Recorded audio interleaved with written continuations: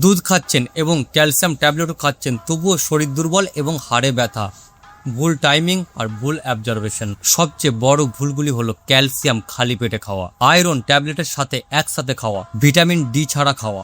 সঠিক সময় কোনটা জানেন? যেটা খুব কম মানুষই জানে। ক্যালসিয়াম কার্বনেট খাবারের পরে, মানে আফটার মিল, কারণ অ্যাসিড দরকার আর সেই সময় অ্যাবজর্বেশন বাড়ে। আর যদি ক্যালসিয়াম সাইট্রেট হয় তাহলে খাবারের আগে বা পরে যে কোনো সময় নেওয়া যেতে পারে।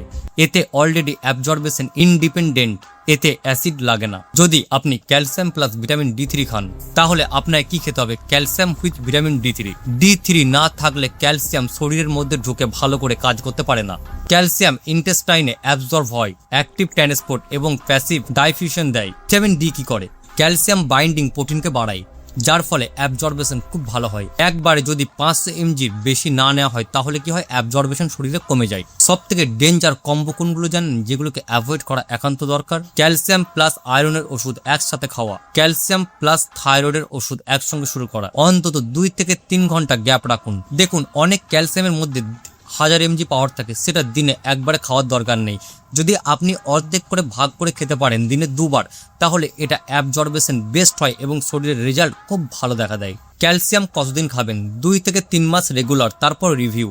ক্যালসিয়াম শুধু খেলে হবে না, এর জন্য দরকার সঠিক সময়, সঠিক কম্বিনেশন, এর আসল কাজ। এইরকম প্র্যাকটিক্যাল মেডিকেল টিপস পেতে চ্যানেলটিকে অবশ্যই ফলো করুন।